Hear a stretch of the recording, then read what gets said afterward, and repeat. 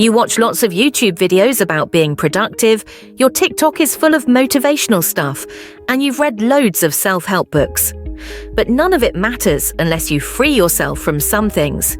It's like trying to move forward while also moving back unless you let go of these 3 things I'll talk about. Welcome to the circle. If you want to be rich, you need to be both smart and careful with your money. Look at Floyd Mayweather and Warren Buffett. They became successful by being smart about defense. So if you drop these 3 things, you'll be stronger defensively. You won't need to do fancy stuff or work as hard because you'll already be ahead. Now, one little caveat that I do want to make is that once you reach a certain level of success, you can actually indulge in the things I'm about to mention, except for point number 3 that I'll reveal in just a second. So the first thing you need to give up if you want to become rich is drinking. Now, before you click away and you think, these are very obvious points, listen, most of success is very obvious, but yet you still don't do it. So it's not about hearing unique ideas, it's about hearing the ideas you've always heard, but having someone that you trust explain it to you in a logical manner. You need to understand that drinking is literally the devil. It puts a cloud over your mind. It ruins your sleep. It leads to bad decisions, as well as very illogical and sometimes very emotional decisions. Quite simply, you need to understand that if you drink and someone else doesn't, they have a competitive advantage. They will destroy you in the marketplace. So folks, whether your financial goal is to see $1 million in your bank account or simply to live a comfortable life on a modest income, it's all valid and worthy of pursuit. For those aiming to achieve millionaire status, to provide for their families, give back to their communities, and secure a prosperous future, I have a straightforward piece of advice. Put the brakes on drinking until you've reached that financial milestone. Let's face it, especially for young men under 30, what could be more crucial in your 20s than cultivating both physical strength and financial stability? Your actions during this pivotal decade, whether it's investing in your physique, honing your financial skills, or boosting your earning potential, lay the groundwork for your future success. By the time you reach the end of your 20s with a solid foundation in both physical and financial health, you've essentially set yourself up for a lifetime of prosperity. With strong roots firmly established and positive habits ingrained, it becomes significantly more challenging to veer off course or stumble in later years. So consider this a strategic investment in your future self, a decision that could pay dividends for years to come. Quite frankly, if you get this shit right in your 20s, you basically play easy mode for the rest of your life. And so, as I said, until you see $1 million in your bank account, just stop drinking. What's the point? Especially if you're in your 20s because you need to focus on a strong body and strong finances. And drinking alcohol, well, of course, there is the financial side of it. It actually costs a lot of money. And then more importantly, there is the cognitive side of it. And by the way, I pretty much followed this path to a T. I don't think I've ever told the story on a YouTube video, but it was New Year's 2017. So some of you guys know my story, some of you guys don't. Without getting too into detail, I had a very difficult upbringing in my younger years from the age of 14 to 16. I dabbled in alcohol, drugs, pretty much tried everything while also being into reading books and going to the gym. It was a very weird childhood. But I remember on New Year's 2017, I wake up at 2 p.m, I go downstairs, my mum is in the kitchen. She was like, "Where were you last night?" Because it was New Year's, I didn't even say Happy New Year to her. And as I was about to explain myself, I turned around and I throw up everywhere in the sink. I turn back and my mom has just stood there crying. And she's like, "I don't even know who you are anymore." It's quite amusing looking back on it now.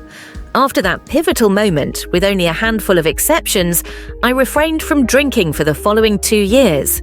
And you know what happened during those 2 years? I made my first $1 million. Surprisingly, abstaining from alcohol made the allure of clubbing and partying lose its appeal. Instead, I found myself content to stay at home, laser-focused on building my business. To put things into perspective, just a couple of years prior, I was at rock bottom with only one client to my name.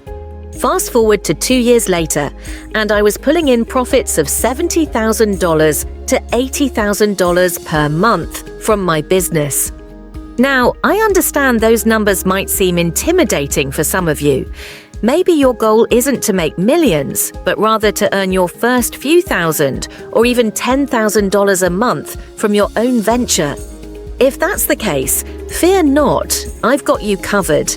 I recently uploaded a video that breaks down the steps to getting rich in your 20s, and it's been a hit with viewers. You'll find the link to it in the description below, and I highly recommend giving it a watch. So, point number 1, give up drinking. Now, the one thing I will say is, you get to a certain stage in life where you should drink. Obviously, if you're not drinking for religious purposes, that's very different. But I can tell you right now, in my position where I make $10 million a year from my software companies, as well as my various other ventures, I have not met a person who makes 8 figures a year plus that doesn't drink. That's just a pattern I've spotted. Do with that information as you will. I've just noticed that in the higher echelons of society, people drink fine wines. They like their fine whiskies. I personally hate whiskey. I can't stand it. So, for that reason, I don't drink whiskey, even though wealthy people do. So, I'm not saying drink if you don't want to drink. I'm just saying it's a pattern I've spotted because over a glass of wine or a drink, deals are done, relationships are formed, friendships are formed. So I'm not saying give up drinking for the rest of your life. I'm saying for your first million, it's honestly a lot less about who you know. And it's more about picking the right business model and sticking to it. Now, the next thing to give up if you want to be rich is women. I have a 90% male audience, so I'm speaking to you guys directly. You know, the way that I was raised is as a man. If you take a woman out to dinner, you pay for it. There's no questions, there's no ifs, ands, or buts about that. I was raised very traditional with the Eastern European / even Middle Eastern mother. So, for that reason, until the age of 25, don't even worry about women. Now, also, don't be scared of women. Interact with women. Don't be a weirdo or a creep in your day-to-day life. You can interact with women. Of course, if you find someone attractive, go up, speak to them, compliment them. But what I'm saying is serious dating. You are not in that position right now. And this goes hand in hand with drinking, because obviously most of the time when you're on dates, you're drinking as well. You need to understand as a man your glory years are from the ages of 28 to 38. That's really the years where women find you the most attractive. You know, it's funny. I even have friends that would never even go near a guy if he's under the age of 30. You could take the exact same guy and change his age from 32 to 24, and she just would simply not find him attractive anymore. Of course, in general, women are looking for older men because usually they bring more stability, more guidance, more wisdom, more direction. So, as a man, if you know that, why not spend all of your younger years working on yourself, make something of yourself, become the man that you want to become, and then go present yourself to the world? Because, listen, I'm going to be very honest with you right now. If you really painted out like your dream girl, not the girl that you would settle for, like your dream girl, you probably can't get her right now. So what's the point in going out there on dates, on Tinder, getting drunk, all of this, __, to settle for a woman that is subpar from the vision of who you want to be with? Why not just lock yourself away, work on yourself as a man for a few years in every area of your life, and then in 3 years, 5 years, 8 years, present yourself to the world, and you will be able to get your dream woman like this, because let alone being a high-value man, you are a high-value person. You can sit here and you can __, And you can complain that things are unfair for men, and we have to sit and work our way through our 20s and literally, like a sculpture, shape and mold ourselves to become the right man in order to attract our dream woman. Whereas, let's just be very honest, a lot of women, all they need to do is just be beautiful, polite, respectful, have good feminine energy. That's not something that takes 10 years of work to accomplish. So you can sit here and you can underscore, and you can complain, but that's just the way life is. So if you are not where you want to be, cut the women. They are distractions. What is the point in settling for a subpar version of the woman who you want to be the mother of your children? Lock yourself in your house, work on yourself, and present yourself to the world in 5 years, and you'll get her like this. Now, the last thing you need to give up if you want to be rich is keeping up appearances. And no matter what position you get in life, because unlike drinking and unlike women, I think that once you get to a certain place in life, it does make sense to incorporate those into your life again, if that's something you want. By the way, everyone is wired differently. Everyone wants different things from life. But keeping up appearances is something that you should never, ever divulge in, ever. I can tell you right now that so many of you are stuck because you are paying for a car you cannot afford. You're buying all this Gucci, Balenciaga, all this ____, even though you cannot afford it. You're taking trips to Dubai when you afford it. You're flexing. You're stunning on the gram, even though you are broke. Living a life solely focused on materialistic pursuits can ultimately lead to dissatisfaction. Imagine facing yourself every night and realizing that you're not genuinely happy. Some people may earn vast amounts of money, but spend even more, striving to maintain a lavish lifestyle just for appearances. On a personal level, I prioritize saving and investing 70% of my income. While some might find it excessive, even when I occasionally spend large sums, I always keep in mind the importance of financial responsibility. I've learned from experience that reckless spending can jeopardize everything you've worked hard to achieve. Therefore, whether you're striving to build wealth or aiming to maintain it, it's crucial to let go of the need to impress others with extravagant displays. Finding a balance between enjoying life and securing your financial future is key. You know, there's not really that much advice out there. So I will say, as you start to make some money, you will probably need to get it out here system. You will probably need to flex a little and stunt your money and throw it around.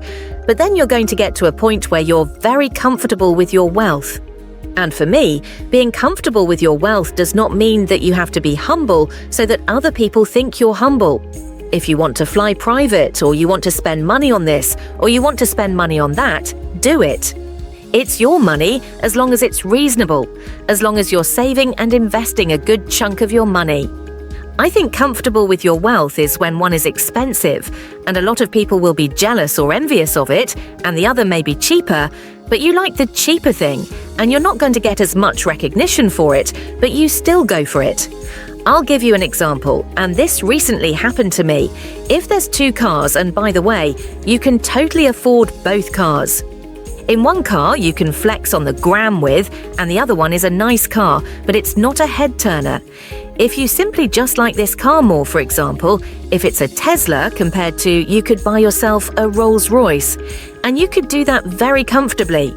For me, comfortable with your wealth is I like the Tesla, so I'm just going to buy the Tesla. So the reason I say all this is because you're going to go through an arc, and you're going to get to a point where eventually you settle into your money and you don't feel like you need to keep up appearances. You don't need to feel like you need to constantly upgrade your lifestyle for other people. You just do things because you like it. And by the way, there's a lot of people who have a lot of money, but they're so caught up with keeping up appearances that they're simply a slave to their money. They're a slave to keeping up this facade that they have. So, ladies and gentlemen, those are 3 things that you need to give up if you want to get rich. And by the way, if you want to stay rich, because this whole process of getting rich and staying rich, it's not 1 year or 2 years. This is a 10-year plus journey. And as I said at the beginning of this video, life is just as much about defense as it is offense. So protect yourself, make sure you're strong, make sure there are no leaks in your vessel. And on that note, I'll be watching you from afar, and I'm rooting for you.